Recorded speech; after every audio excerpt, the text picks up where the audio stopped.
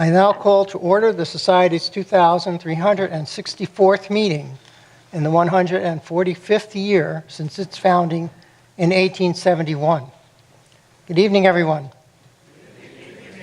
My name is Larry Milstein. I am the president of PSW, the oldest scientific society of Washington, D.C., committed to providing a forum to further scientific understanding and inquiry. Welcome to our members and guests to tonight's lecture by Arvind Narayanan. We will begin with a few announcements, followed by a reading of the minutes of the 2,363rd meeting. We will then turn to this evening's lecture, followed by a question and answer period. Thereafter, I will present a small thank you gift to our speaker, make a few closing announcements, and then adjourn the meeting to the social hour. But first, I want to report that PSW was represented at the recent launch of the OSIRIS-REx satellite by invitation of our former speaker, Associate Director of NASA, David Newman. And we were very happy to be in Florida for the launch of this rocket, which is a surprisingly small vehicle that makes a very, very large sound and shakes the ground.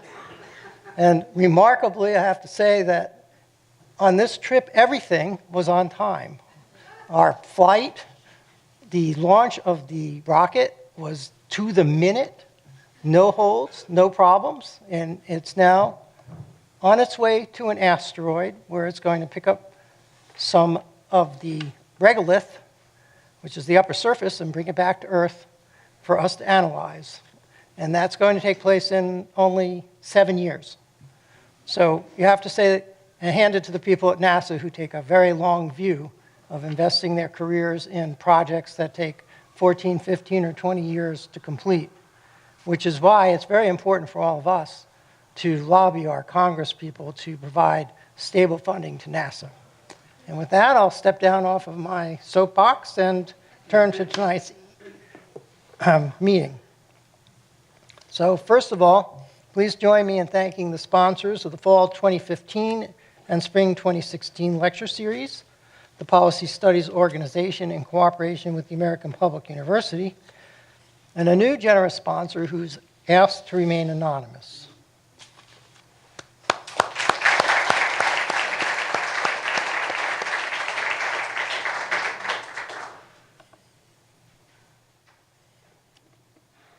I'm pleased to announce that Arvind Narayanan, tonight's speaker, has been elected to membership in the Society. I have to say, I practiced his name many times, only to find out when I spoke to him that I had pronounced it wrong all those times. So I'm now caught between the right way of pronouncing it and the way I had practiced. So you'll have to forgive me. But please join me in welcoming him to the Society.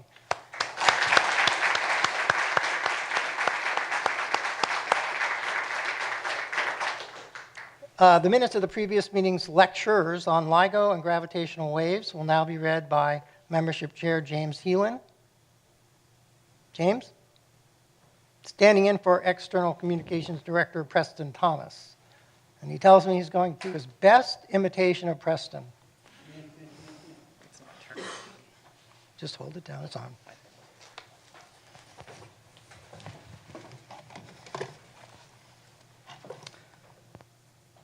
At the Cosmos Club in Washington, D.C. on May 6, 2016. President Larry Milstein called the 2,363rd meeting of the Society to order at 8:04 p.m. He announced the order of business and welcomed new members. The minutes of the previous meeting were read and approved. President Milstein then introduced the speakers for the evening, Dr. Peter S. Shawan, Associate Professor of Physics at the University of Maryland, Dr. John G. Baker, Astrophysicist at the NASA Goddard Space Flight Center, and Julie McEnery, astrophysicist and Fermi project scientist at the NASA Goddard Space Flight Center. Their lectures was titled LIGO, Gravitational Waves and Colliding Black Holes. Dr. Shawan explained that his lecture would tell the story of the discoveries and science that led up to the famous chirp recently detected by the Large Interferometer Gravitational Wave Observatory, or LIGO. He began by explaining that general relativity describes gravity not as a kind of force capable of acting on objects at a distance, but instead as a consequence of the curvature of space-time caused by the presence of mass. Mass, in turn, responds to this curvature. The effect of gravity can be carried as waves, which manifest as distortions in the geometry of space-time, stretching and squeezing as these waves pass through an object. All objects with mass affect space-time. And so a massive object in motion creates the distortion over time that we call a gravitational wave. Compact, massive objects, such as neutron stars or black holes, that are orbiting each other are a good source of gravitational waves because the changing mass configuration creates a pattern of distortion each time they orbit. Because the amplitude of the distortion effect falls inversely proportional to the distance from the source, any distortion is quite small when it reaches us. The typical distortion that we expect to see on Earth is 1 in 10 to the negative 21st. The diameter of the Earth would change by 10 to the negative 14 meters, or a few times the width of a proton. Einstein predicted the effect, but had no expectation it would ever be observed. The LIGO project involves 2 L-shaped observatories, one in Hanford, Washington, and one in Livingston, Louisiana. Each LIGO detector consists of a pair of 4-kilometer tubes, each containing a long vacuum chamber. A single laser beam is split and directed down each tunnel to be reflected by a mirror at the far end. When they arrive back at the LIGO detector, these separate beams are recombined. And when recombined, the phases of the waves should match up, and the light output remain the same. Distortions in spacetime manifest as discrepancies in the arrival time of the light waves. Thus, LIGO can detect gravity by measuring an increase or decrease in the light intensity caused by constructive or destructive interference between the mismatched phases of the laser beams. In September 2015, when LIGO was activated for a test run, it captured a split-second coherent wave burst effect. The rising frequency of the signal was consistent with the pattern of a binary black hole merger event, which would rapidly increase in speed and amplitude before disappearing, as the black holes orbited faster and then merged. The event radiated energy 3 times the entire mass of the sun. In that moment, the power output was 50 times the total output of all the stars in the universe. Dr. Shahan concluded by noting that once LIGO is at full strength, it will be able to observe events over a volume 27 times larger than this early run, resulting hopefully in many more events and much better understanding. Next, Dr. Baker explained that Newtonian gravity was understood to be propagated instantly, but Einsteinian gravity showed that our sense of gravity is indistinguishable from acceleration. Instead of being a force, gravity is simply our description for the curve imparted on the objects that attempt to travel a straight path through space-time that has been distorted by massive objects. A classic example of this effect is gravitational lensing, in which light is bent around massive objects to the extent that we can effectively see around large objects to observe distant stars, or detect invisible phenomena like energy or black holes by their effect on distant starlight. Dr. Baker explained that if 2 black holes exist in proximity to one another, the gravitational waves generated by their output sap energy and angular momentum away from the system, causing them to drift closer and thus spin faster, which generates still greater gravitational waves. This feedback loop accelerates until the black holes merge. The speed of this decay scales directly with the mass of the black holes. The faster the system evolves, the more massive it must be. Once we have the mass, we can work backward from the observed amplitude to determine the distance. We can even infer that the relative masses of the 2 black holes by analyzing any asymmetry in the gravitational wave signal. Dr. Baker concluded by explaining that higher frequency gravitational wave signals are easier to detect, but they arise from relatively unusual events. There are many low-frequency events that have a great deal to tell us about the universe, but must be observed at greater sensitivity and on a longer time scale. Future space-based LIGO programs will extend our capabilities dramatically. Dr. McInerney explained that about once a day, we detect a gamma-ray burst, which for a brief period outshines everything else in the gamma-ray sky. These phenomena were first discovered in the 1960s by satellites designed to detect nuclear tests. But for 30 years, we didn't know what they were or even where they were. Because they were so intense, it was assumed that they originated relatively close by on a cosmic scale. But in 1997, we were able to measure the redshift of the X-ray afterglow of a burst and determine that they, in fact, originated from very far away, and therefore had to be one of the most energetic phenomena in the known universe. Gamma ray bursts come in two kinds, long and short.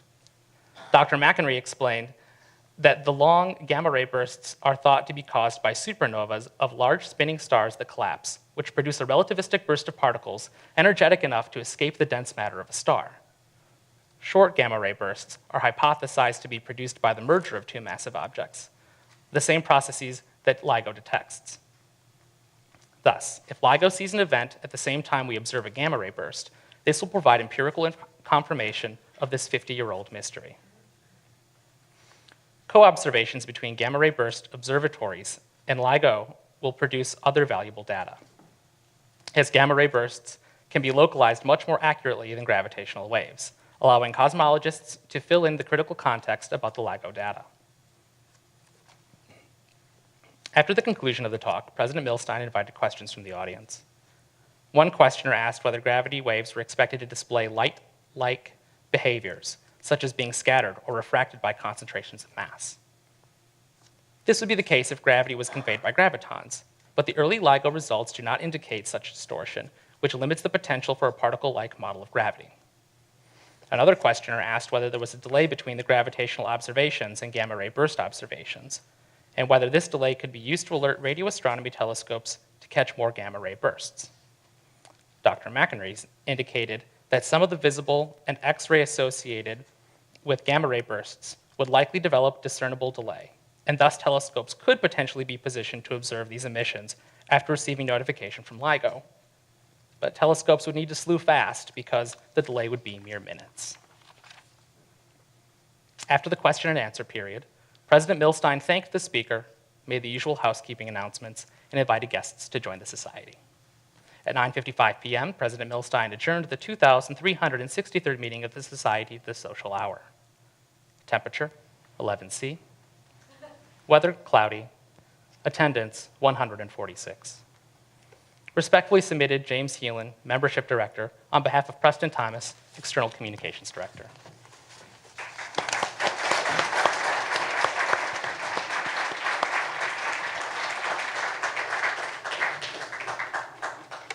Thank you, James. Are there any corrections, comments? If not, I'll accept a motion. What are you motioning for? No, just kidding. Is there a second? Second. Okay. All in favor? Aye. All opposed? Minutes are accepted as read without correction and will be posted to the website in due course. And with that, we turn to tonight's lecture on Bitcoin and the blockchain. And it's my pleasure to introduce tonight's speaker.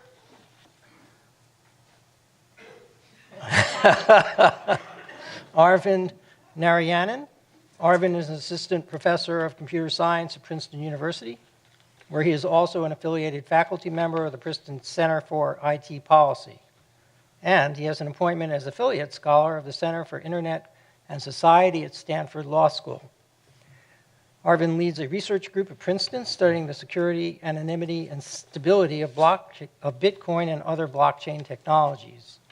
He also leads the Web Transparency and Accountability Project at Princeton, studying how companies collect and use personal information. Arvind's doctoral research showed that widely used data anonymization methods are broken in fundamental ways. He received the 2008 Privacy Enhancing Technologies Award for this work. He is the lead author of a textbook on Bitcoin and cryptocurrencies, and he teaches a massive open online course on the same topic, which had 35,000 students in its first iteration. He is the recipient of the first U.S. government funding for research on cryptocurrency, and his work has been covered in numerous journals and publications, including NPR and BBC News. He earned his PhD at the University of Texas at Austin and did postdoctoral work at Stanford University. Please hold questions for the Q&A period at the end of the lecture, and join me in welcoming Arvind to the podium. Whenever I give a talk, I try to ask myself, is this unique in some way? Am I doing something for the first time that I haven't done before?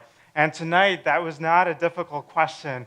Not only is this easily the oldest scientific society where I've had the honor to speak, but also, as some of you may know, the speakers are hosted for dinner at the club, and so this is the first time that I've had the chance to have a couple of glasses of wine before giving a talk. So I'm certainly enjoying being up here, and I hope that this is going to be a fun talk for you as well. So what I'd like to tell you about today is these technologies, Bitcoin and the blockchain, that have been, you've probably noticed in the news a lot, but oftentimes with a lot of very grandiose and confident pronouncements made about them, right? Bitcoin is going to make the dollar obsolete, or the blockchain technology is going to, make banks obsolete, or this is even a threat to governments, and so on. So is there any truth behind those claims? On the other hand, you may also have noticed that there is a lot of fraud and illegal activity going on in the whole Bitcoin ecosystem. And I'm going to tell you about some of those as well, but that leads to a lot of interesting questions. How do we balance the good with the bad? Does the technology enable both of these, or to what extent does our choice come into play here? And so, since we're addressing these fundamentally social questions that arise from the technology, what I want to do is, to address what's going to happen in the future, I want to take you back to the past. You might know that Bitcoin is a type of cryptocurrency. It uses cryptography fundamentally. So I want to start by looking at the history a little bit of cryptography and power.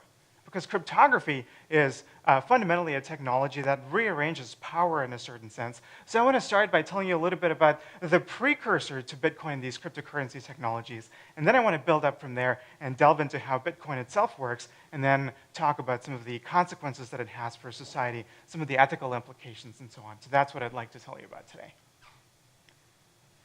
Cryptography is very old. People have been trying to encrypt for a very long time, including in Roman times. This is the Caesar cipher. It's very straightforward. It turns each letter into a different letter that is, in this example, 3 letters apart from the letter that you started from. So in a sense, the key is the amount of the shift, which in this case would just be the number 3. So that's your cryptographic key. And if you have a plain text, as it's called, which is a sequence of letters, you would shift each letter in this form, and you would get the ciphertext. You might know that such straightforward ciphers can be very easily broken today, but certainly encryption technology has advanced a lot. Let's move back a couple of millennia. This is the Visionaire Shive cipher, also called the chiffre indéchiffrable, the unbreakable cipher. This was considered unbreakable for 2 or 3 centuries, starting in the 17th century. It's also, by today's standards, a pretty straightforward cipher. It's a little bit like the Caesar cipher, except instead of shifting each letter by the same amount, we're going to shift each letter by a different amount. And the amount that you're going to shift each letter is determined by what your key is. So your key in this example is going to be a word like lemon in this example. And let's say that your plain text is the text attack at dawn. So how are you going to encrypt this? You're going to write down all the letters here. And then since the key is not long enough, you're going to simply repeat the key. Right, and you're going to shift the first letter A by the number 12, which is the number corresponding to the letter L, and so on. So let me show that to you visually. I hope you can see this table here. There's nothing much going on. Each row of the table is shifted by 1 from the previous row of the table. It's just a visual aid to easily compute the Caesar cipher. So what would you do? To compute the first letter of the ciphertext, you would look at the column for A, which is the first letter of the plaintext key. You would look at the row for L, which is the first letter of the key here, which is L. And you would just look at the corresponding letter here, which is L, and that would be the first letter of the ciphertext. And then you'd move on. You'd look at the column for T, which is the second letter of the plaintext, and then the row for E, and so on. And that's going to give you an X, and you'd keep doing that, and that gives you your ciphertext. So this was, in fact, considered unbreakable by, if you didn't know the key, it was considered that looking at the ciphertext, you could not go back to the plaintext. And this has a history of use in military communications, for example. So this is an example of an interesting rotating pair of disks, which was used in the US Civil War by the armies to encrypt their communications, because it's just a shortcut to compute the Caesar cipher. You could repeatedly turn the inner disk with respect to the outer disk to quickly compute the successive letters of the cipher. Now, the funny thing about this is I'm not going to go into the details, but let me tell you, by today's standards, how easy it is to break this cipher. When I teach undergrads, when I introduce them to cryptography, I give them a few tips. It doesn't involve a lot of complex mathematics or anything like that. A few pointers on how to think statistically, and they manage to break it every time with a little bit of group discussion within 3 to 5 minutes. I'm not making this up, and if you stay later, I will show that to you. I'll do a demo, and you're going to be able to break it yourself. And it's not because we're fundamentally, smarter than the people of 2 centuries ago who considered this unbreakable, but simply because our ability to think about ciphers and these techniques has evolved a lot, and we know a lot of things that weren't known before and may not be very obvious. But with a couple of pointers, my students are always able to get it. So people did notice over history that this sort of cat and mouse game was going on. That somebody would invent a clever cipher, and then somebody would apply equal or greater cleverness, so to speak, to try to break it. And this was captured in a nice, pithy quote by Edgar Allan Poe, who was in fact an amateur cryptographer. And he said, "Human ingenuity cannot concoct a cipher." This was way back in the day when cipher was spelt differently.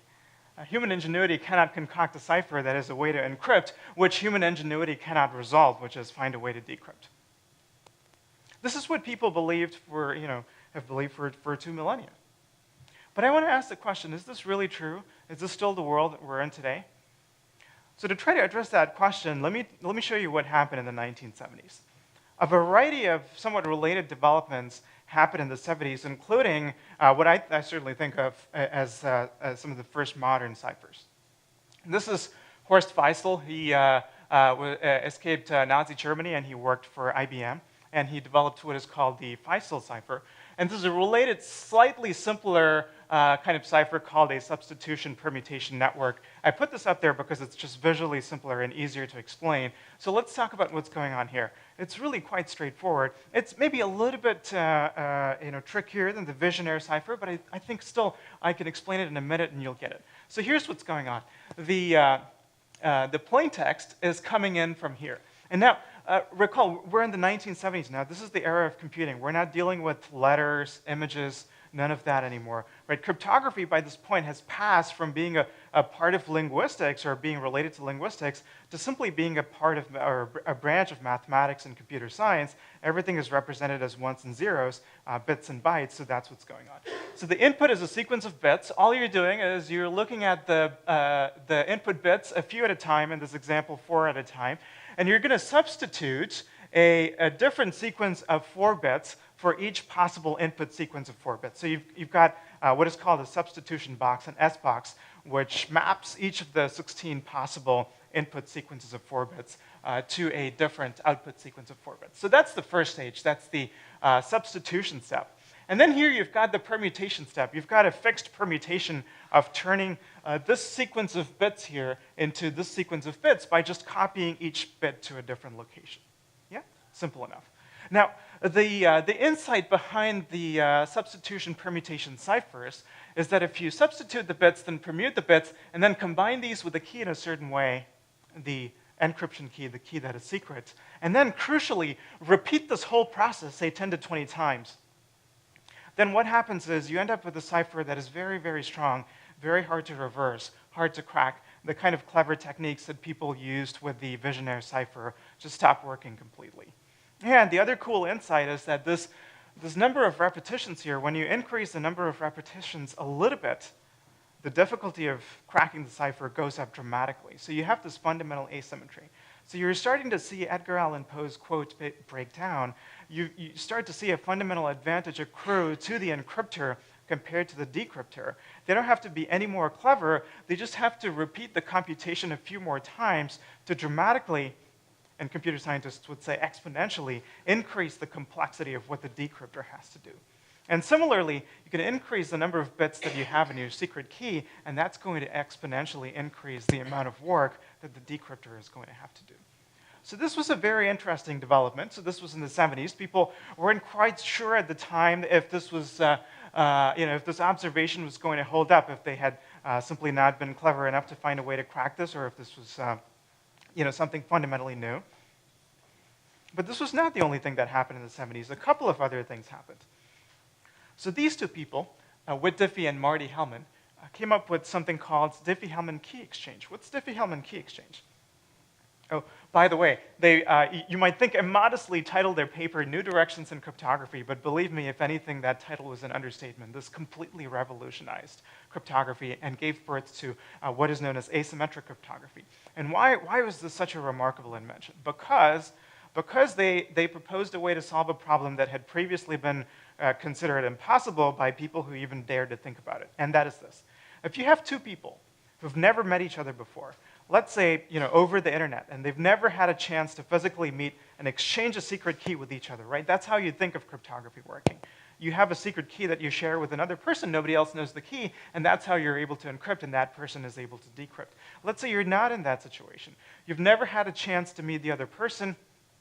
Is there still some way you can encrypt in such a way that nobody is eavesdropping is going to be able to learn the plaintext? It would have seemed a crazy suggestion before they figured out how to do it, because what are you going to do? If you want to try to obtain a shared secret key with that other person, you have to somehow send that secret key from one end of the communication to another, and anybody might be eavesdropping, right? So it seems absurd, it seems impossible that you could have something like this, and yet it turns out that with the mathematical properties of large numbers, you can do some very interesting algebra. And again, talk to me later if you're interested in the details. I just want to set some historical context here. They changed the game forever. They showed that this type of asymmetric cryptography is possible. They showed that you can exchange secret messages over the internet. And this is something that all of your phones do every day. When you visit Gmail, for example, if you see a green lock icon in your browser, this is what is happening. It's happening hundreds of millions of times, perhaps billions of times per day. And this was all new mathematics back in 1976. And we've had a pretty quick progression of this technology to become widely used and implemented and being part of everybody's computing experience.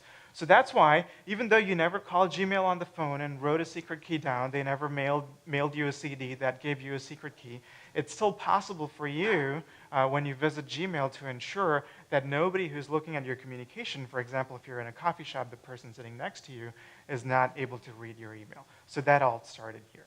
So this changed the game forever. Again, we're starting to see Poe's quote crumble piece by piece.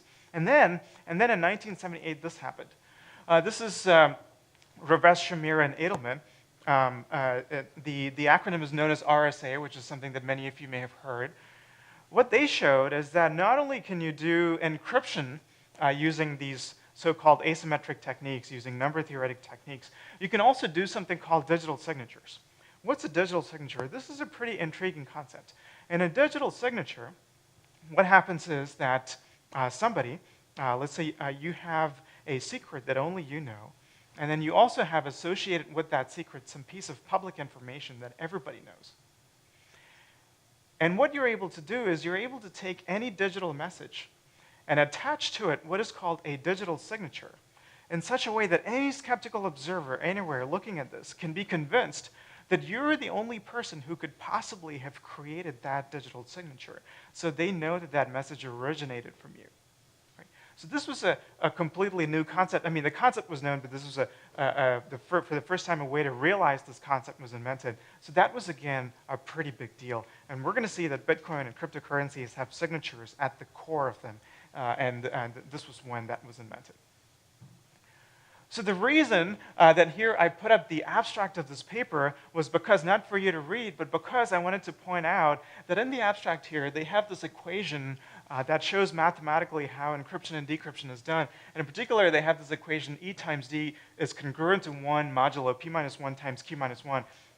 I wouldn't go into what that means, but that equation is almost as famous in cryptography as E equals mc squared is in physics. But the cool thing is that this equation pretty much tells you what you need to know about this crypto system. That's almost all there is to it. If you know this one equation, everything else pretty much follows. Right? Think about how encryption is often portrayed as this fiendishly complex thing and requiring just pages and pages of math to understand. On the other hand, some of our state-of-the-art crypto systems really boil down to one mathematical equation and really have underlying mathematical beauty and simplicity. So that might be something that's surprising to you, so I wanted to point that out. And the other thing about this is that just because of how fundamental and mathematical it is, we have very strong mathematical evidence for believing that messages encrypted in this fashion are going to be secure in some really fundamental sense. That regardless of how clever the opponent, the adversary is, they're not going to be able to crack it. We're just short of a proof. We don't have a proof yet. We can do proofs making certain assumptions. But we've come way farther than we were in the times of the Visionaire cipher, for example, where you were just hoping that your cipher was sort of messy enough that nobody would be able to figure it out.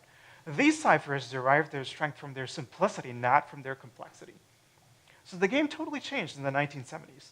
And in fact, you could imagine in response to Edgar Allan Poe saying human ingenuity cannot concoct a cipher that human ingenuity cannot resolve, back around 1840, in response to it, a raven saying nevermore around 1980. Right? So things fundamentally changed. It's not a cat and mouse game anymore. If you imagine that cryptographers spend their days coming up with better ciphers and other cryptographers spend their days breaking them, that's not what happens anymore. The battle was more or less won back in the 70s. Maybe somewhere, less than 10% of cryptographers spend their time doing that. They've moved on to other more interesting and more elaborate things, not just the basic matter of encryption. And that might be surprising to many of you because this is absolutely not how it's portrayed in the media. It's either the clever person wins or the person with more computing resources wins.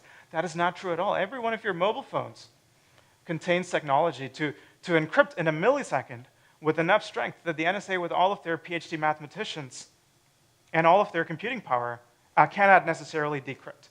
And I'm inserting that caveat necessarily because, as far as we know, they're not very forthcoming with what they can and cannot do. But we have very strong reasons. We do have very strong reasons, mathematical reasons, for believing that the battle has shifted fundamentally. Now, let me give you an example. There are obviously, a few exceptions. Sometimes possible weaknesses in ciphers are uncovered, but that's very rare, and that's because something fundamental has changed. For example, the rise of quantum computing. Right? Quantum computers, a whole new type of computing technology, if and when they become realistic, can break some of our ciphers. But here's how big this asymmetry is. We can see it coming from so far away that companies like Google have already, well, first of all, academic cryptographers have already been doing a lot of research in new cryptosystems that will resist even quantum computers. And companies like Google are already experimentally putting quantum-resistant encryption systems into everybody's browsers. You don't even know, but it's in your browser. Right? And they're testing it. And so, we presumably, I don't know the exact number, but we have a decade or two of lead time of being able to prepare for the eventual breaks in the cryptosystems that we have today. So that's really a fundamental shift. Now, you might wonder, but what about the Snowden leaks? Isn't the NSA putting a lot of resources into breaking encryption technology and doing mass surveillance? Well, not quite. Part of that is true. Most of their efforts are not into breaking encryption. In fact, look at this quote from Edward Snowden. He says, based on what he knows about the NSA leaks and so on, encryption works. Properly implemented strong cryptosystems are one of the few things you can rely on. He's speaking from the perspective of someone who wants to encrypt. What the NSA has been spending a lot of time doing is finding ways to exploit bugs in the software implementation of these cryptosystems and of web browsers and web servers and other such software, not so much the underlying mathematics of it. So that's the first thing I wanted to convince you of. There is something very sound and very powerful in the cryptographic technology that underlies these cryptocurrencies. But I want to tell you more than that. I want to tell you how this new cryptographic technology had an impact on changing political power. And there is an excellent source for this. If there is one reference that you take away from this talk to read later, I would recommend this book. It's by Stephen Levy. It was written in 2000 or 2001. It's called Crypto: How the Code Rebels Beat the Government, Saving Privacy in the Digital Age. That subtitle is a mouthful, but it's a very interesting subtitle. I want to unpack that for you. What does it mean? How the code rebels beat the government? Who are the code rebels? How did they beat the government? So what happened was, when the battle between encryption and decryption started turning decisively, the NSA and other government agencies clearly saw what was going on. And they were in a bit of a panic. And they wanted to do something because they didn't want strong encryption technology to get into everybody's hands, because they knew that their mathematical options for breaking it were going to be pretty limited. And so they launched an all-out effort, this was mostly back in the 1990s, to prevent encryption technology from becoming widely available. Now, if you recall that slide that I put up with a single mathematical equation representing how to do encryption, right, you can imagine how that sort of war, as it was called the first crypto wars, you can imagine how it went. It was not very successful because people were going around wearing T-shirts with the encryption algorithms and code written on them, right? Because that's how simple this was, and the government was trying to classify it as munitions, together with nuclear technology and biological agents, right? Which is a little bit silly, because it's just a mathematical equation. How are you going to go around banning that, right? So that effort more or less failed. In the early 2000s, the government gave up. But there is more to the story than that. The people who developed this encryption technology fundamentally saw a vision for it that was more about mundane things like putting your credit card number online in a secure way so that you don't get hacked. That is the most obvious thing for which we use encryption technology today. But they saw a greater potential. They saw that this can have political implications. With Diffie, who we already saw, and co-inventor of Diffie Hellman crypto system, said, these are quotes from him, I really believe in the radical viewpoint. He was a hippie in Berkeley at the time. And he also said, one's politics and the character of one's work are inseparable. Marty Hellman also apparently shared Diffie's deep-seated suspicion of centralized systems. Phil Zimmermann, another cryptography pioneer, was apparently a freedom nut who was twice arrested in rallies. So these people consciously were part of a movement that changed the narrative around computing more broadly. And what that was this was back in the 60s. Books like The Naked Society and Privacy Invaders were being written because back in the 60s, computers were these giant, bulky things that governments used for various purposes. And there was a worry, there was a persistent worry that these new computing machines were going to be tools that the state would sort of use to exert and amplify its power. Not everybody would see that as a problem, but a lot of people did. And they were very uncomfortable with that. But after crypto technology, there was a sort of a conscious shift in that narrative because in the 70s and 80s, microcomputers were becoming available to everybody, and people sort of saw this potential that everybody could have on their personal computer encryption technology that would allow them to communicate in secret. And so the high-level question that was being asked at this time was, will computers be tools of surveillance and oppression or of privacy and freedom? Now, you can very legitimately ask the question, why am I lumping surveillance and oppression together? You may not see those two as sort of synonymous or privacy and freedom, but I'm not taking a position on this. I'm not asking you to take a position on this. I'm just reporting on this debate as it happened. And these were the two this was the axis of that debate, so to speak. And so a lot of the cryptographers who were working on this had a very strong position, and they wanted to do everything that they could to use cryptography to enable privacy, which they saw as essential for freedom, for digital freedom and freedom in general. And one of these was David Chaum. He wrote this fantastic paper called Security Without Identification, Transaction Systems to Make Big Brother Obsolete. And then, following up on Chaum's technical work, there was a movement called the cypherpunk movement in the 1990s. And Bitcoin and cryptocurrencies came out of that movement, so I want to tell you a little bit about the politics of that movement. The founders of the so-called cypherpunk movement were Eric Hughes and Tim May, and these are some quotes from them that illustrate the way that they saw the world. Hughes says, governments, even allegedly benign ones like the United States, are a constant threat to the well-being of citizens. This was his point of view. Tim May says what he wants is transactions beyond taxation, an end to nation states, and he also says that they plan to create virtual regions, the conduits and pipes of the future. The very mortar and walls of these virtual spaces could be held up by nothing but crypto. And he says, oh my God, it is so profound, there is nothing else. And at this point, Stephen Levy, the author of the crypto book that these quotes are taken from, starts wondering if Tim May is tripping on acid. But what I want to convince you of is that there is actually relatively concrete, precise technical meaning behind these visions and ideas, and a lot of what Bitcoin and blockchain technology and things are trying to do. I don't want to ascribe agency to the technology itself, but a lot of what the supporters want to achieve with this is concrete instantiations of some of this stuff. I'm deliberately, of course, it also has a lot of mundane uses. I'm going to say a little bit about that, but I think these sort of more grandiose visions are more interesting and more enlightening, and perhaps more confusing if you don't know how to make sense of them. So I want to highlight those a little bit and try to shed some light on them. So one of their quotes from their crypto-anarchist manifesto, just as the technology of printing altered and reduced the power of medieval guilds, blah, blah, blah, apparently crypto will fundamentally alter the nature of corporations and government interference in economic transactions.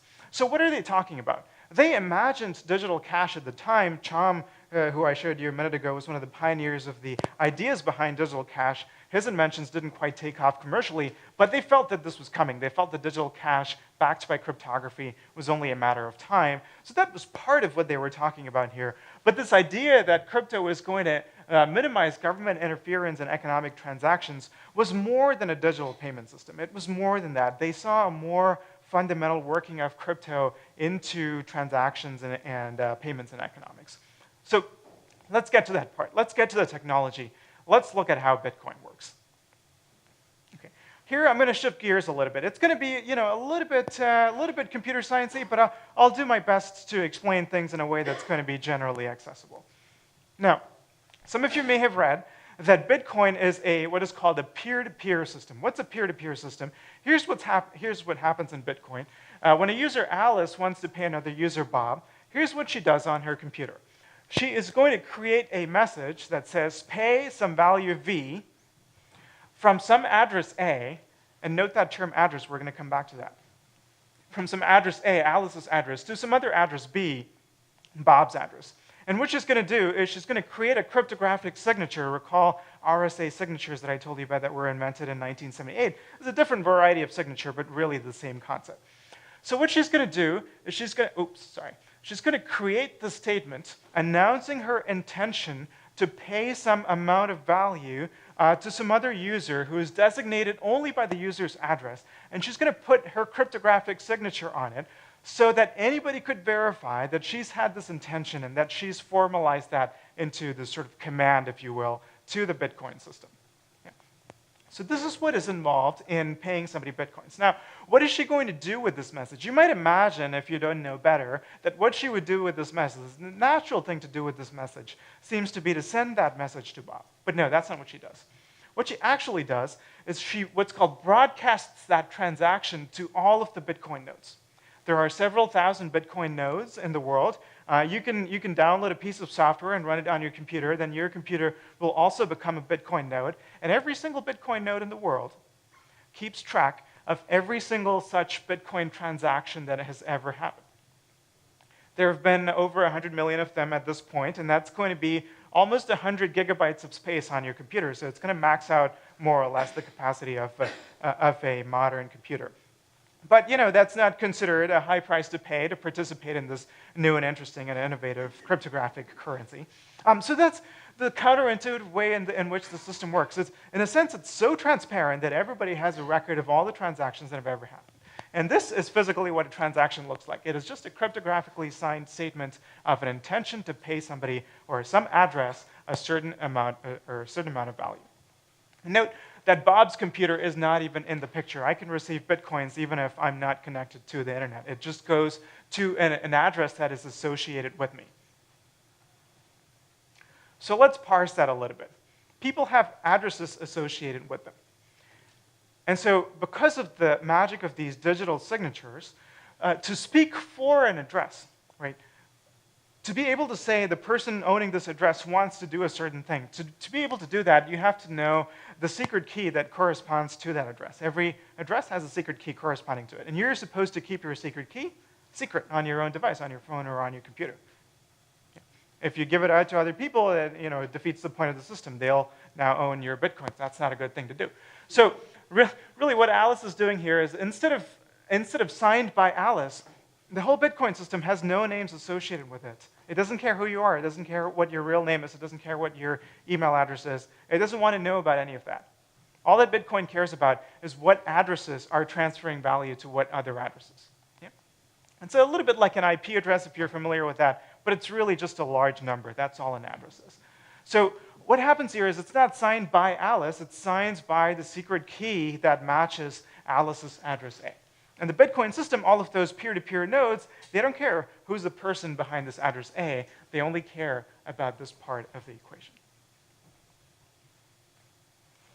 So a message that is signed by a particular secret key will be interpreted as basically the owner of that address making a statement. They're speaking some particular message, and they've cryptographically authorized that they're saying that message. Now look at what this gives you. So this next slide is going to be a big part of what is the magic of Bitcoin and the reason that it doesn't depend on any government and so on. Because what it gives you is something called decentralized identity management. And this is something that's pretty cool. So because these addresses are the only identities in Bitcoin, anybody can make a new identity at any time. It's just a mathematical computation that you do on your computer. You don't have to go register it anywhere. It's not in any kind of central database. You can make as many identities as you want. You can have a new one every day. You can have a new identity for every single transaction that you ever make. And in fact, a lot of people do that. And there is no central point of coordination. So that's one part of how Bitcoin manages to be a functioning currency without a central government or some other entity backing it, because there's no notion of identity in the system. But obviously, it's more than that. That's not the whole explanation. So let me tell you what else is needed to make this a reality. Now, the goal of the Bitcoin protocol is to record transfers of value, like I showed in the 2 slides ago. Record transfers of value between addresses, and it's going to record these in a global ledger. And you probably know the name of that global ledger. It's called the blockchain. Right? So this is the goal of the protocol. So what this ledger, the blockchain, is going to look like is you can think of it as a database with rows and columns. And each row contains a from address, a to address, a value. And notice there are no specific denominations here. You can write down whatever value here that you want as long as you have those funds, right? So there's no such thing as one Bitcoin. It's just one Bitcoin is simply a transaction that happens to have the value 1.0. That's an interesting thing to note. And also, it has the cryptographic signature associated with it. Now, which address is the signature associated with? It's going to be the from address, right? Nobody cares about the signature of the to address. You don't have to authorize receiving any Bitcoins. You only have to authorize spending your own Bitcoins. That ensures that nobody's going to be able to spend your Bitcoins instead of you, right? So that seems simple enough. And now, if you can record all of the transfers of currency that anybody has ever made, you have a currency system. Because everybody has a way to look up in this global public ledger how many Bitcoins I've received, how many Bitcoins I've spent, and that means they can look up how many Bitcoins I have left. Yeah? So the only thing from a technological perspective that's needed for a functioning currency system is to make sure that there is this global ledger that everybody can trust. That's going to be secure, where you can't put in any false information or take out information once it's been put in, that records all of the transfers of currency that have ever happened. This is a key point, and I'm happy to take questions at the end if this point is not clear. But there are some things to explain. There are at least 3 things here in this statement that I haven't fully explained. So I've said it records transfers of value, but how does a value of 0.1 Bitcoins translate, for example, in today's terms, to around 62 US dollars? That happens to be the going exchange rate. It's about 620 US dollars per Bitcoin. Where does that number come from? What gives this number sitting in these set of computers a certain value in terms of US dollars, right? So the answer to this is going to be the least convincing part of my whole talk today. And that is simply that it's kind of the Tinkerbell effect, which is that Tinkerbell exists because people believe she exists, right? So this is, it's just, it's a little bit like all money, but it's especially pronounced in Bitcoin. Bitcoins have value because people have agreed that a Bitcoin has a certain amount of value. They're able to do certain things with it. They're able to buy drugs online with it. We're going to get to that. Right. So it has certain uses, good uses and bad uses. But because of this consensus that it has some uses, it ends up having a certain value. So that's just the answer to that. There's really nothing more I can say about that. But there are a couple of other interesting questions here which I can answer in a more concrete technical way. And another question is, the Bitcoin protocol and all of these Bitcoin computers only care about these addresses, But ultimately, it's people who are exchanging money, people and companies and other entities and so on. So who keeps track of who owns which addresses, right? So that's another interesting question that we need to answer. And the other thing is, okay, so there's this global ledger. How do we keep the ledger secure? How can we make sure that somebody malicious doesn't go and take something out of the ledger or put something extra in there? So how does all that happen? All right. So let's address this question now. These Bitcoin addresses, how do I learn? If I want to send you Bitcoins, how would I learn your Bitcoin address? Let me give you a visual example of that. Let me show you the donation page that the WikiLeaks organization uses. This is what it looks like. There's some text here. Bitcoin is a secure and anonymous digital currency. But notice that there is a long number here. This is, by the way, just a number. You're going to see many strings like this that are going to have letters. It's just actually a number that's encoded in terms of some letters and numbers. So just think of that as a long number. So that's a Bitcoin address. That's what these things look like. And here you will see what is called a QR code, which is exactly the same number that's encoded in a two-dimensional way to make it easier for users. And I'm going to show you in a second exactly how it makes it easier for users. Okay. So you've got this long number here. So what you would do is you would copy-paste this number into your Bitcoin software, and you would say, I want to send, I don't know, 2 Bitcoins to this address. Right? So all that the Bitcoin protocol cares about is that 2 Bitcoins are going to be transferred from your address to this address. And the only way that anybody knows that this address corresponds to WikiLeaks is because you went to WikiLeaks' webpage and they gave you this address. The Bitcoin protocol doesn't care about that at all. So this is part of where the magic of Bitcoin comes from. If somebody else went to WikiLeaks' page, they would get an entirely different address.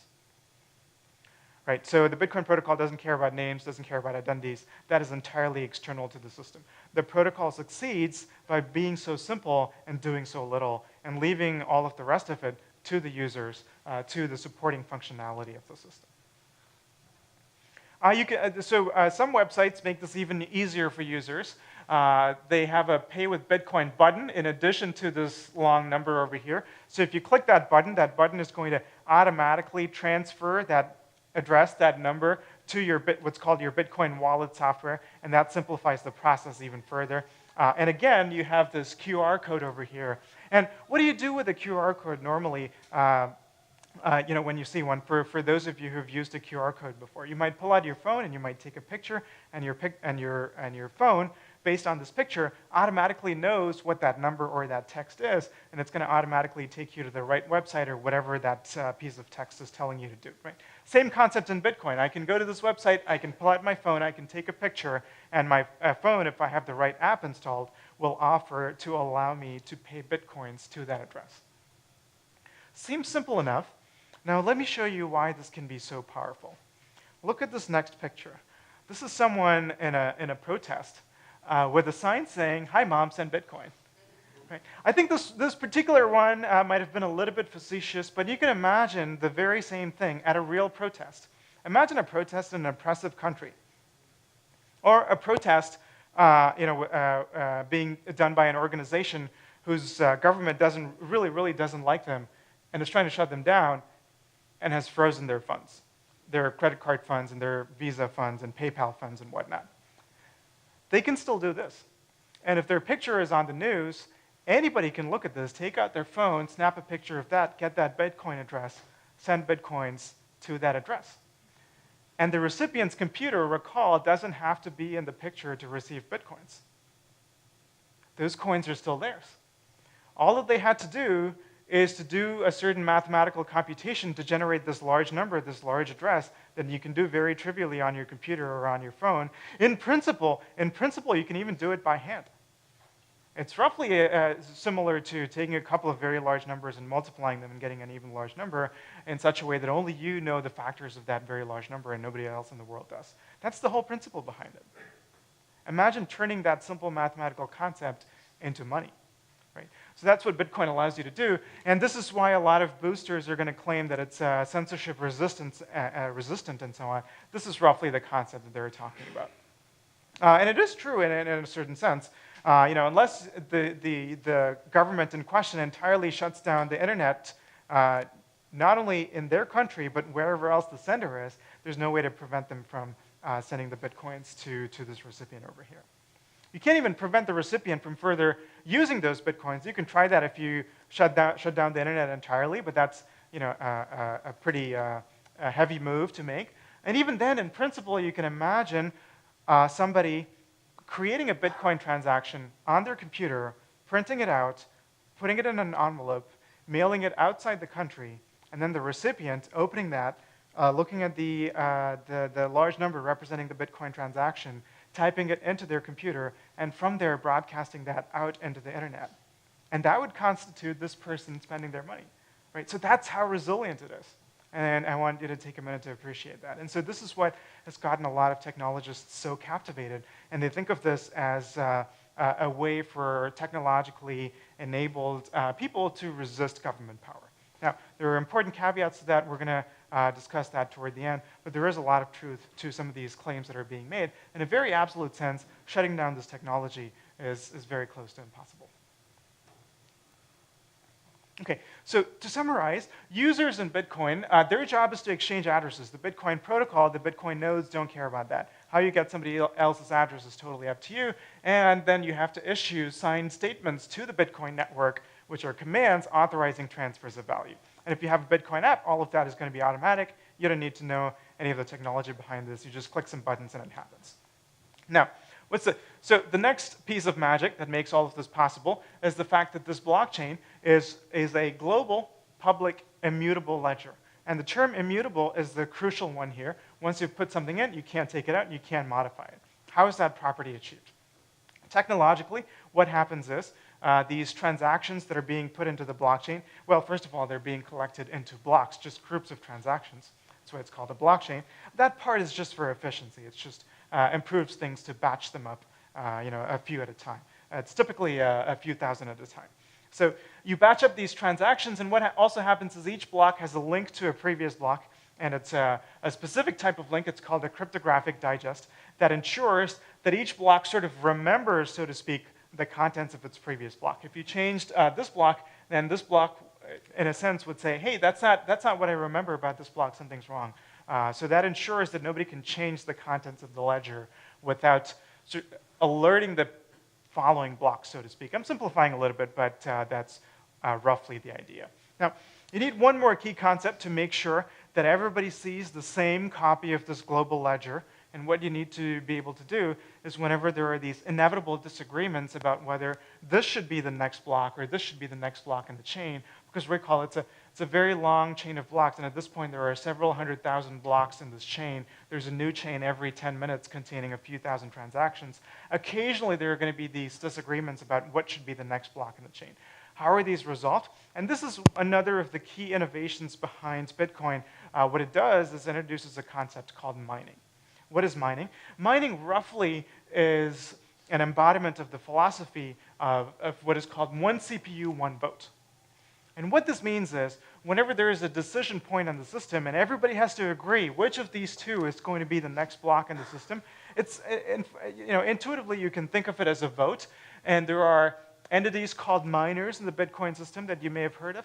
And miners' power, voting power, their say in this decision-making process is proportional to the amount of computational power that they control. That's the concept behind Bitcoin mining. So what this means is the faster your computing power is, the more of a say in the system that you're going to have. And the Bitcoin system rewards you for mining using newly minted Bitcoins. And so it's going to be in your interest, if you're a miner, to always be on the new generation of computing power to interact with the system. And that's exactly what's happened in the roughly 8-year history of Bitcoin. Look at this. At the beginning of the system, in 2009, people were mining using just plain old CPUs, your everyday computers.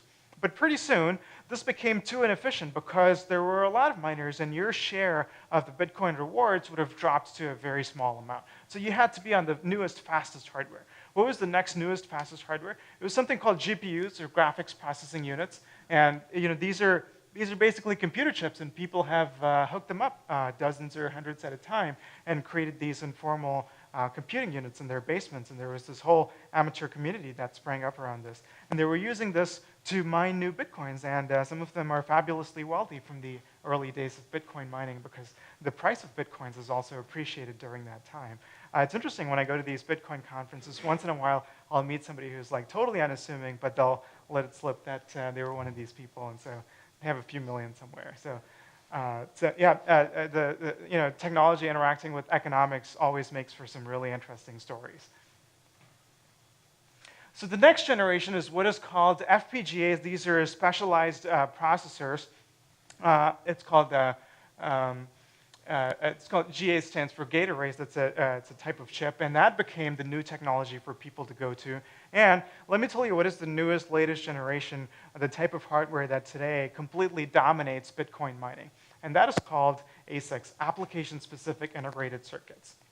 And what this is a data center in Georgia, the country of Georgia, not the state of Georgia, which is full of these chips that are entirely used for Bitcoin mining.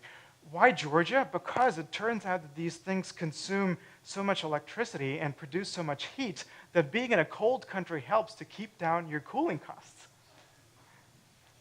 Right, there are a lot of crazy stories around this. Miners in China, for example, convincing a power plant operator, a coal-fired power plant operator who was shutting down because electricity production was not cost-effective anymore, to instead let them use the power plant to power an enormous number of computers doing Bitcoin mining. Right, so for a long time, it was this very lucrative and very innovative sort of way to use technology to participate in this Bitcoin peer-to-peer system and also make money while doing it. It's not so lucrative anymore, and the margins are much thinner at this point. Now, as a historical aside, the reason that I put this up there is that this has a lot of similarities with a different kind of mining much farther back in history. And that is actual gold mining, because at the beginning it was people, just prospectors with their little gold pans trying to dig up gold, just like individuals with their CPUs. What happened after that? How profitable gold mining is depends on how many other people are mining gold and what the total supply of gold is. Very similar to Bitcoins, right? Same kind of economic pressures. So this was not profitable anymore. You had to do what was called sluice box mining. So this is still individuals, but it requires a little bit of dedicated technology. And pretty soon that became impossible, and you had to be small groups of people using somewhat more sophisticated technology. And finally, mining was dominated by giant corporations with these massive infrastructures, and this is pit mining, and Bitcoin mining has followed the very same evolutions. I wanted to just point that out. Okay, so miners in Bitcoin, what they do is they collect transactions from users, they assemble these transactions into blocks, and they contribute blocks to the ledger by solving a computationally hard puzzle. So that's how they're showing the system what their voting power is. The more of these computationally hard puzzles you can solve, the more the system attributes computing power to you and gives you more of a say in the mining process. And they collect rewards in proportion to the amount of computing power that they contribute. Now let me give you a number to chew on. Currently, about a trillion of these operations, of these mathematical operations, so that's 10 to the 24 mathematical operations, go into the creation of a single Bitcoin block that happens every 10 minutes. So that's how much computing power is being used in this process. It's kind of a crazy system. Okay, let me give you the technical summary of Bitcoin in one slide, and then let's talk about some of the fun ethical implications of this. So the goal of the overall system is to record transfers of value between addresses, not people, in this global ledger called the blockchain. It's a distributed, public, immutable ledger. Yeah. And as users, our job is to exchange addresses, well, if we're Bitcoin users, and issue these signed statements to the Bitcoin network. And finally, another important component of the system are these miners that we've just talked about.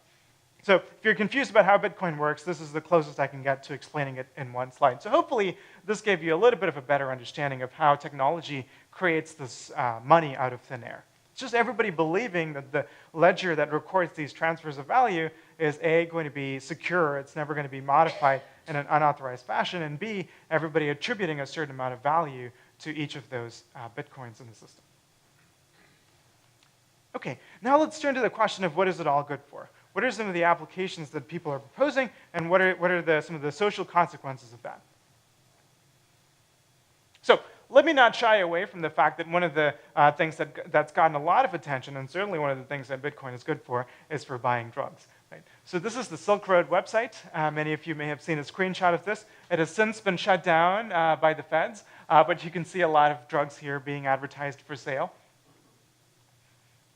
And you can see a lot of drugs by different categories. So this was active for a couple of years. I think this screenshot was taken in 2013. Did a huge amount of volume of the sale of drugs. And why was Bitcoin useful here? Because it's a more or less anonymous payment technology. You don't have to put in your real name anywhere. It's difficult to trace that payment, and for all of those obvious reasons. But wait a minute.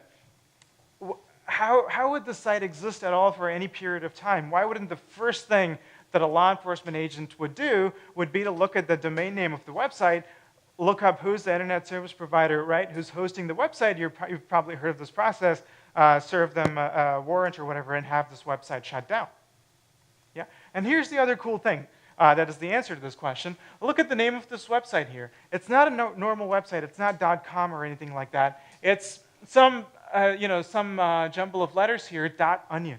So that's a whole different type of website. If you type that into your browser, it's not even going to work. It's a parallel kind of system. People call it the dark web or the deep web or something like that. It's not so mysterious. Let me just show you how this technology works. What this is it's a different type of, different way of accessing the web in such a way that your communication with the server is routed through an anonymous network in such a way that it's very difficult for law enforcement or anybody else, to a certain extent, even the NSA, to figure out who's the person who's behind this website, who's hosting it, which internet service provider is hosting it, and so on. And so the way that that works is there is an anonymity network called Tor. Just like Bitcoin is a peer-to-peer network of a few thousand nodes, there's this other network called Tor, which is also a peer-to-peer network of a few thousands or even tens of thousands of nodes. And what happens here is a server that wants to set up a website over this anonymous network is going to pick what is called a rendezvous point, and it's going to create a connection to that rendezvous point that routes through a random set of these nodes. And any visitor, just like anybody opening up their web browser to go to this .onion website, is also going to pick a random route of about 3 nodes, 3 intermediate nodes, to get to this rendezvous point. And this rendezvous point is picked randomly. This is a simplification. There's a lot of cryptography behind it, which I'm not talking about, but it does make it pretty hard for law enforcement or anybody else to figure out who are the communicating parties in a situation like this. But again, why is a thing like this even allowed to exist? Why is this technology not illegal? Why is it not shut down? Well, you might be surprised to know that a big part of the funding for the development of the Tor software comes from the US State Department.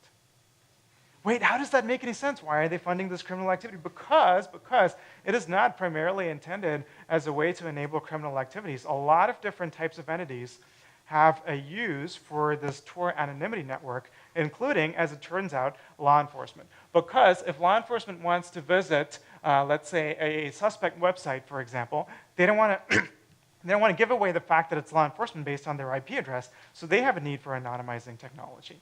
The State Department funds it because they want citizens of oppressive governments to be able to use this to communicate and organize anonymously. And so there are a variety of possible uses for this, and of course, one of the uses for it is an illegal use. Right? So it's very ethically complicated. There's been a lot of ethical hand-wringing about this, and there's been a lot of debate.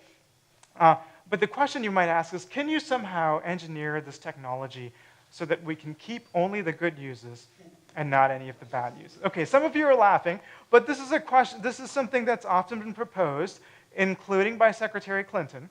And in response to one of Clinton's proposals to somehow do this sort of balancing act, this is what Ed Felton said, my very respected colleague at Princeton, who's now serving a year at the White House as part of the Office of Science and Technology Policy. He says, consider a repressive government that wants to spy on its citizens' political speech compared to the US government when it wants to eavesdrop on a suspect under a valid search warrant. And he points out that these two positions are very different morally, but they're pretty much the same technologically. And this is what makes all this so challenging. This is what makes, for example, the crypto wars that are going on now, not the first crypto wars that I talked about a couple decades ago, but the ones that are going on now between Apple and the FBI so challenging because our technological tools are very powerful in one sense, but they're very blunt in another sense. We don't have a way to encode our morals into them, or the notion of this is a valid search warrant and this is not. None of that. We're not able to communicate that to our technology. It's a little bit all or nothing. And so that's where a lot of the ethical challenge around these technologies comes from.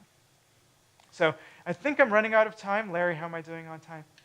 I have 5 more minutes. Okay. So yeah, so that's one of the ethical challenges that I wanted to bring to your attention here. These technologies have a lot of power. They have good and bad uses. Certainly, bitcoins are used for purchasing drugs online. That Silk Road site that I told you about, that did get taken down, not because there was any weakness in the mathematics, but because the person running the site did something careless and revealed their identity. The FBI was able to take them down. There have been a succession of similar copycat sites offering roughly the same thing. The feds have been playing a game of whack-a-mole. Their successes have been temporary. These sites have been popping up over and over again. And at this point, that ecosystem has kind of stabilized and is doing a volume of about $500,000 per day in the purchase of drugs. In one sense, that's a drop in the bucket, of course, compared to the global drug trade. But in another sense, it's a significant amount of volume. I don't mean to suggest that that's mostly what bitcoins are being used for. It is one of the more interesting and challenging uses. But there are also a lot of people just using it to transact online with privacy and using it for things that we would consider perfectly morally legitimate.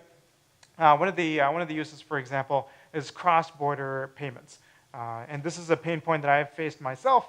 As an immigrant to the United States, when you want to transfer money back home, there are a small number of companies that dominate this market, like Western Union. A lot of people consider their fees to be extremely high, and Bitcoin, being this sort of global payment system, is an alternative where you don't have to pay a significant amount of fees, or in some cases even zero fees, to make those same payments. So it's a very complex and interesting technology, lots of good and bad uses. It's technologically very powerful, ethically very challenging.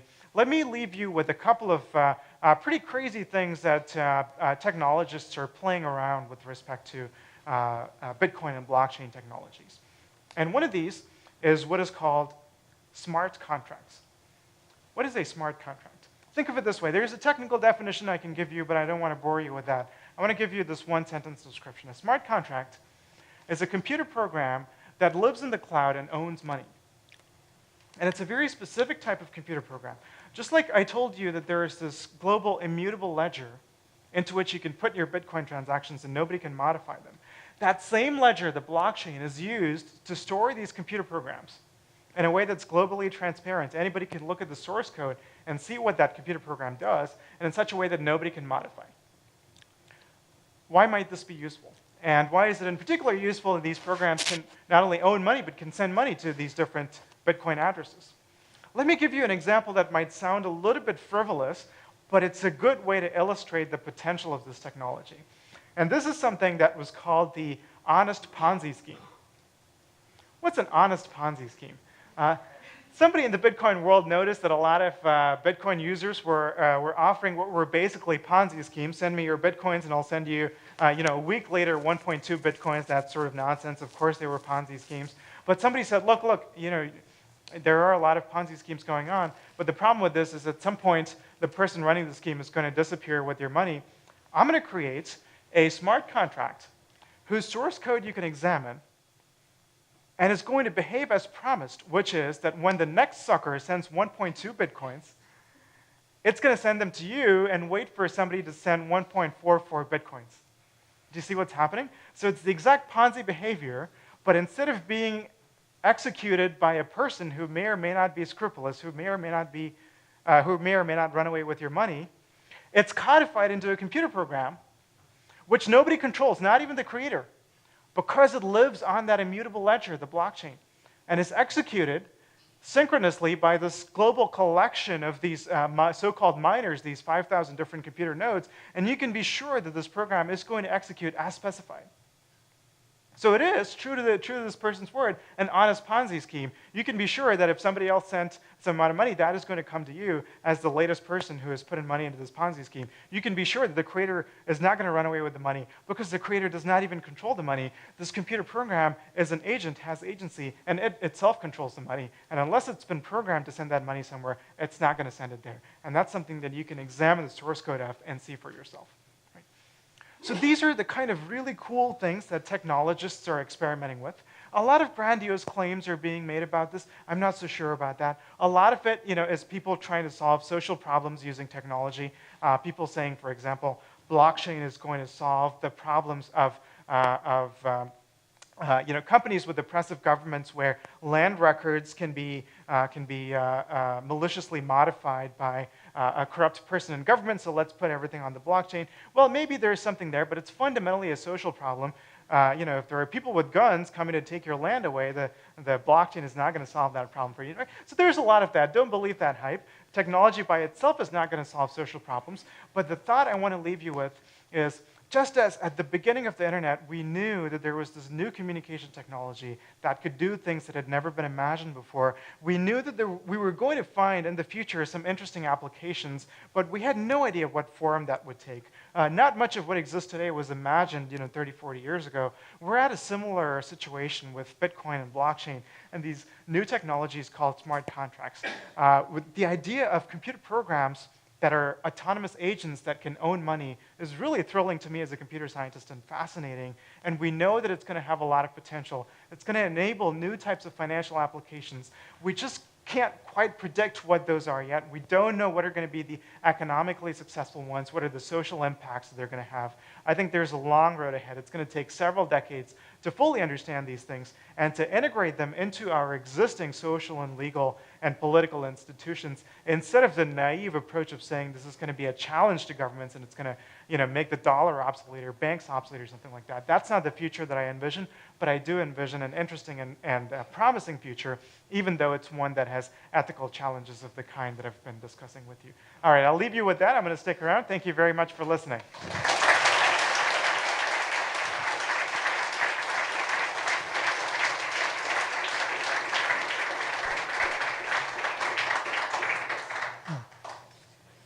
Well, we have time for some questions, and there's a procedure here. So if there are people with microphones, you'll notice there are people with microphones. The people with the microphones are looking for people who raise their hand. So if you want to ask a question, you've got to keep your hand up until the person with the microphone sees you. Now, when they see you, at some point, they're going to bring you a microphone. When they bring you the microphone, it may be your turn to ask a question if I point to you. So I'm going to point to him, and he's going to ask a question. What he's going to do is he's going to stand up. He's going to tell us his name. He's going to tell us if he's a member or not. There's no penalty for being a member, and there's no penalty for not being a member. And then he's going to ask a question. No speeches. Okay, I'm Ron Summers, and I'm a member. My question is this. The miners seem to have some power, although it sounds like it's been diminished over time. Is it possible, or is there a scenario where a government could decide to be the miner, because governments, of course, can aggregate the most power, and could their control over the blockchain lead to unexpected consequences? That is entirely possible. People have analyzed what it would take for a government, for example, a government that doesn't like the existence of Bitcoin and the blockchain, to control so much of the mining power that they can cause the whole system to collapse, and that is something they can certainly try to accomplish. There's nothing fundamentally impossible about that scenario. There are some difficulties.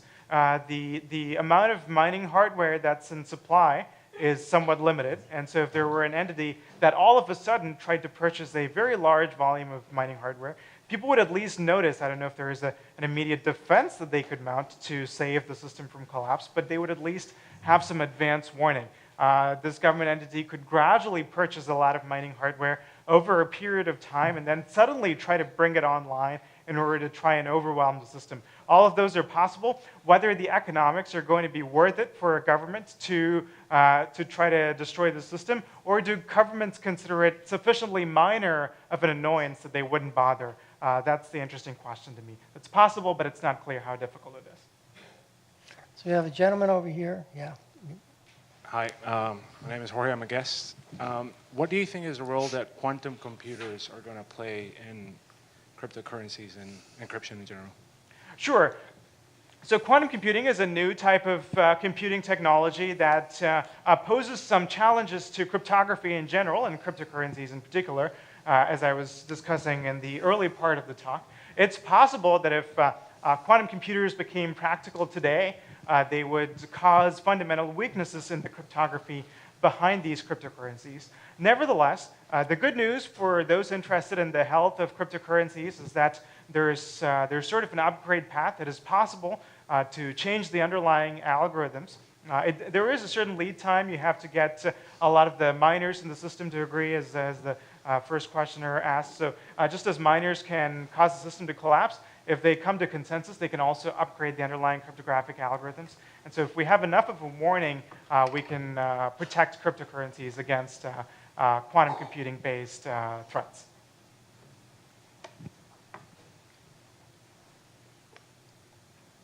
Yes? Okay. Bob Terry, a member. I would like to know, can you characterize the mathematics problem, the sort of problem that gets solved sequentially, that gets more and more difficult, and characterize why it becomes more and more difficult to mine a coin? And is that in some sense controlled by the purveyor of the cryptocurrency to make it more or less difficult? What sort of problem is actually being solved? Does it have to do with the uniqueness of the blockchain signatures? And after all this is said and done, could you ever terminate a blockchain and salt it away in an archive and start a new one? You know, things like that are interesting. Yeah, great question. So I said that these miners solve a computationally hard puzzle. So what is this puzzle that they're solving? Think of it as a little bit of a needle in a haystack problem. What they're doing mathematically is computing what is known as a hash function. And what happens when you compute a hash function is, in cryptocurrencies at least, miners are looking to find what is called a hash value that satisfies certain mathematical properties. And very simply, the system is set up in such a way that the only way to solve this puzzle is to consider a variety of inputs, really billions and trillions of inputs, compute the hash values one by one, and check each hash output to see if it satisfies those required properties or not. It is our mathematical belief that there is no shortcut. If a shortcut were found, that would be a problem for the system. But unless and until such a shortcut is found, what these miners are going to continue doing in perpetuity is repeatedly consider these trillions of basically randomly generated inputs, compute this what is called hash function, look at the output, see if it satisfies the property or not. If it does, then what happens is they've found what is called this puzzle solution, and that puzzle solution, by virtue of its computational difficulty, is going to be worth a certain amount of bitcoins. They're going to be able to broadcast it to everybody in the network, and everybody in the network is going to be able to very quickly verify that if you take this particular input that the miner specified, perform the hash computation, it results in this output with this specified property. The other question that you asked was, who controls this? Why does it become harder and harder over time? That was a mathematical rule that was decided at the beginning of the Bitcoin system and coded into the system, and at this point it's going to be harder and impossible to change. Namely, the rule is that these blocks must be found on average every 10 minutes. And that rule is more or less self-enforcing, and the reason for that is that if miners become more efficient and they find more of these puzzle solutions than expected, what's going to happen? They're going to find a puzzle solution maybe every 8 minutes or 9 minutes, right? And so blocks are going to start coming faster than expected. So what the network does, what all of the nodes in the network do, is automatically increase the puzzle difficulty in such a way that the average time to solve the puzzle goes back to a period of 10 minutes. And this happens over and over again. And so today's puzzles are literally trillions of times harder to solve than they were in 2009 at the beginning of the system. But that 10-minute average has been maintained throughout the existence of the system. Okay, wait. We have, you're next. Then we have a lady over here in a teal blouse, and she's next. And then we have Ruth over here. And when Ruth is done, she's going to give the microphone to this gentleman on the end. So it's 1, 2, 3, 4.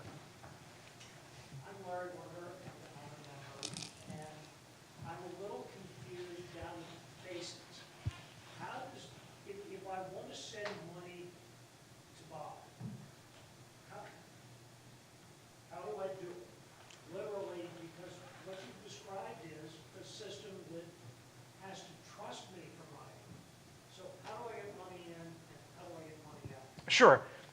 So the confusing part of the system might be, how do you get any bitcoins at all to begin with, right? Now, There are already many thousands of owners of Bitcoins.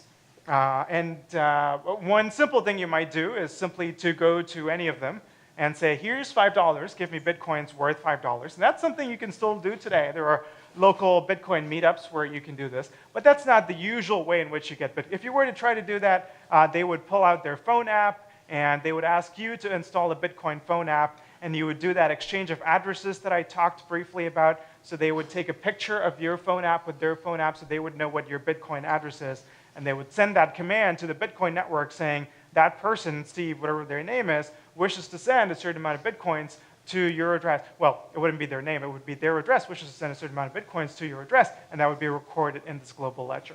So that's one way to do it. But more likely what you would do is you would go to a website that streamlines this whole process for you.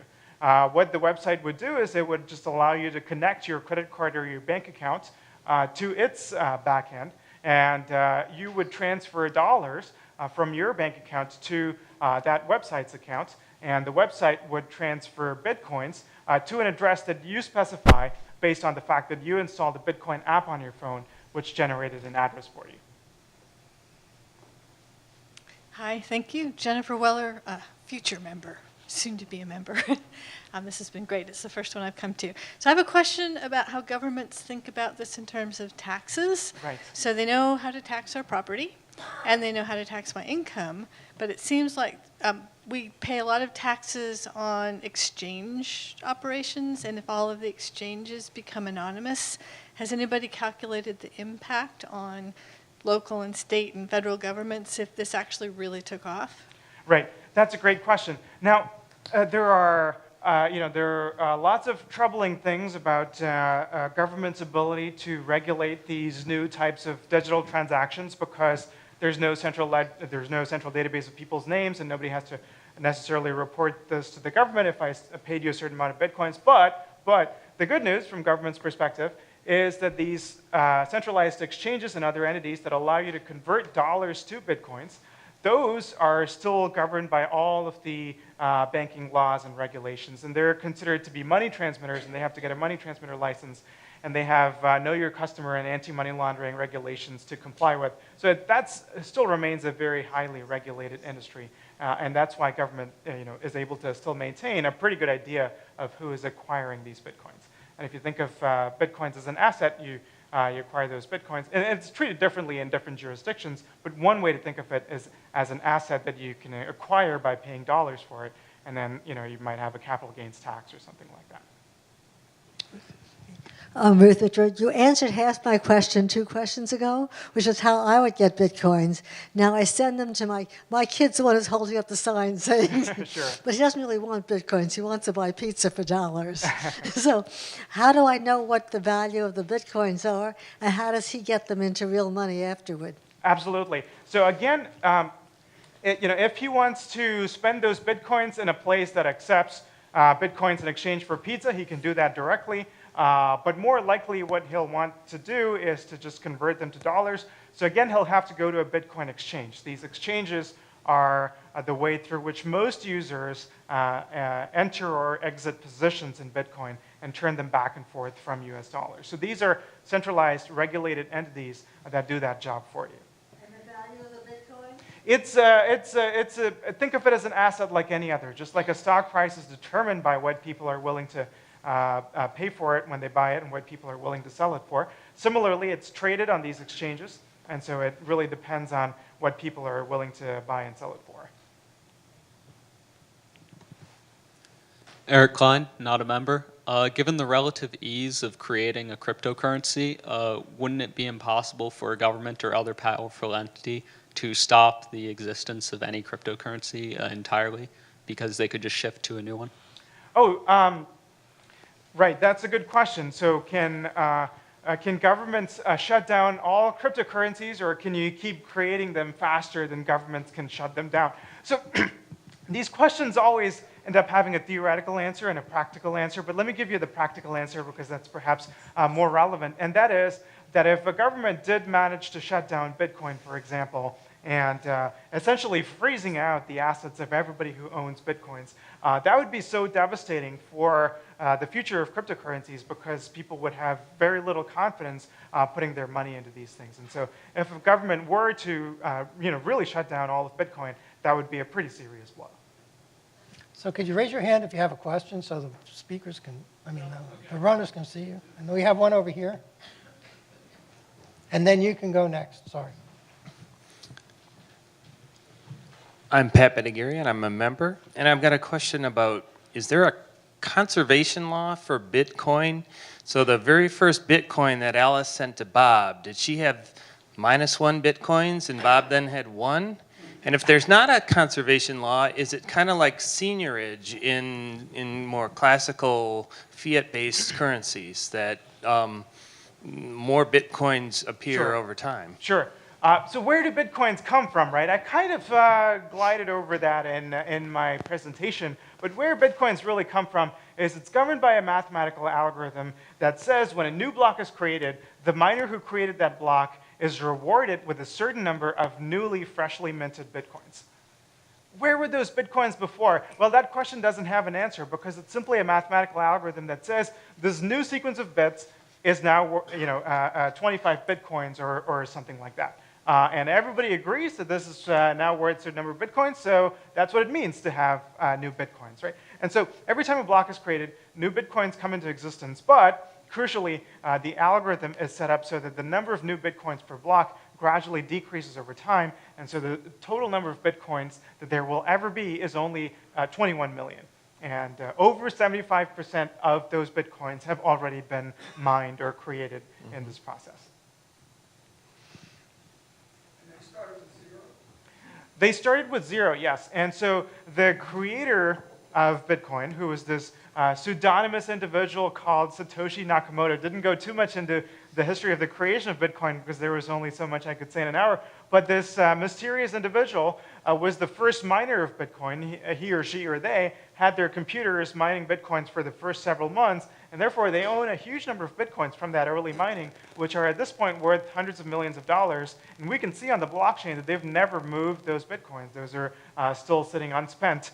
So it's not clear what the motivations of this individual were in creating the system, perhaps political, but likely not financial. They don't seem to have been in it for the money.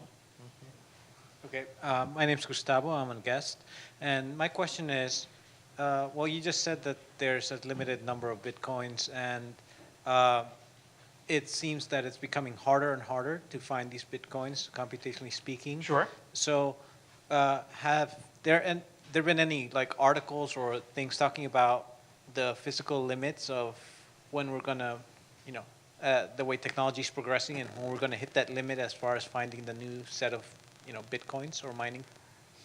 Right. So the limit on the number of Bitcoins is not coming so much from the limits of our technological computing power, but simply because the mathematical algorithm governing the creation of Bitcoins specified in a piece of code that 21 million is the most that there will ever be. The creator of Bitcoin could have picked a different number. They could have picked it in such a way that Bitcoins would continue to be created in perpetuity, and there are other cryptocurrencies that do that, and so those don't have a fixed number at all. Timothy Thomas, I am a member of the society. I want to ask about stealing Bitcoins. If I wanted to mug someone and take their Bitcoins and I say, give me your cell phone and transfer your Bitcoins to my cell phone. Can I get away with that? Can I get the Bitcoins out of the system fast enough so that I can run away? Absolutely. This is a fascinating topic. I'm so glad you asked. There are so many ways to steal Bitcoins, more ways than there are to steal traditional currency, I would say. And they're just varied and fascinating. And people have lost Bitcoins in every conceivable fashion. One of my favorite stories is someone from the early days of Bitcoin mining owned, I want to say this was 3 to 4 million pounds worth of Bitcoin in the UK, and had them on an old hard drive, forgot that he had them there, and threw out the hard drive. It went to the landfill, and then he realized that he had a huge amount of money in Bitcoin sitting on that computer. He even tried to convince the city government to dig up the landfill to try to find his own hard drive, didn't manage to find it. So not only can Bitcoins be stolen if you forgot that you put them somewhere, those Bitcoins are lost forever, right? It's not that they went to somebody else. It's just that 21 million number has now become whatever it is, 20.5 million or something like that. People have lost Bitcoins over and over again because their computer was hacked or malware got into their computer. And so what this means is that you have your secret keys sitting on your phone or computer. It gets hacked. Somebody else gets a copy of those secret keys. Now those secret keys are in two places. Two people have them. So who owns those Bitcoins? What determines that? It's pretty interesting. Who owns these Bitcoins is going to be determined by who's the first one to make a transaction that gets into this global ledger that says these coins are now being transferred from this address to this other new address that is solely controlled by either the original owner or the thief. Do you see what I mean? So typically, if somebody broke into your computer, you don't even realize it. So before you have a chance to react, they're going to say, I want to make a transaction on the blockchain, transferring all of these Bitcoins to this other new address. And as far as any of the Bitcoin nodes in the system are concerned, that's a legitimate thing that you did, right? So again, we see that these two things that are morally very different, stealing versus a legitimate use, are identical technologically. Excuse me, sorry, sore throat. So there's no way to reverse that. Unlike the banking system where you can call your credit card company and get the money back, no such thing in Bitcoin. Okay, we have a question right there with her hand up in the microphone. And then we have a question up front. And then we'll take two more questions. Okay. So, I'm Janet Moss, and I'm a member. There's a lot of cryptocurrency companies, and I was wondering, well, they exist. I was wondering if your staff or your people are following OneCoin and its growth, and whether you think its value and growth will take over Bitcoin. Sure, there are a lot of cryptocurrencies that people treat as vehicles for speculation or investment. And there have been a number of them that have been, some of them have gone on to have sustained value and popularity. Others have been more like Ponzi schemes, which collapsed. So, I don't want to stand up here and give financial advice. I know something about OneCoin. I'm not, I don't want to make statements about it. So why don't we chat later about that specific cryptocurrency? Not that specific one, no, not in particular. no, later. I'm George Bren, I'm not a member. If the value of a particular coin is bid upon in the open market, if there's an exchange, what is the purpose of minting new coins? Why not just change the value, the fractional value of a coin?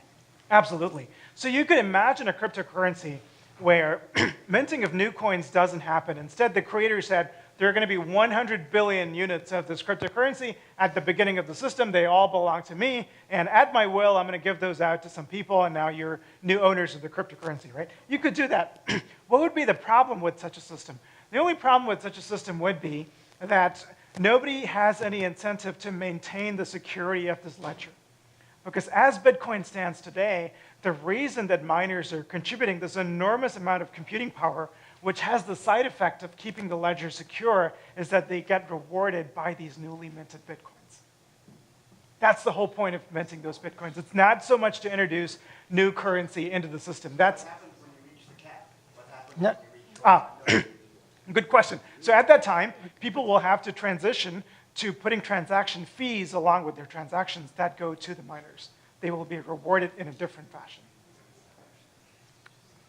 I'm auctioning off the last two questions, and I'll accept payment in Bitcoin. Anybody with a question? There's a question up here. That's how many Bitcoins? I'm Jim Griffin. I'm a member. Has anybody thought about systems of this kind which had a predictable, well-defined, finite lifetime? For example, I can think of a financial advisor whose program promises to follow the cues for 20 years. And then it will be reliable, perhaps more reliable than many financial advisors whom we hire. That's a great question. So what people have done is they've tried to write, the slide is no longer up on the screen, but the smart contracts that I was talking about at the end, where you can program your own functionality and put it onto the blockchain. So there are a lot of creative smart contracts that have been experimented with, including some that will exist for a finite period of time and then automatically shut down. We haven't quite analyzed these. We don't have practical experience with them and see how people will react to them, how they will behave and evolve, but the idea exists, yes. Last question? Going once, going twice? Okay. No, we have exhausted the questions, and before you go, I'd like to present you with a small gift of thanks, signed, framed copy of the announcement of your talk, signed by the members of the General Committee on behalf of all the members and the attendees tonight. So thank you very much. Thank you.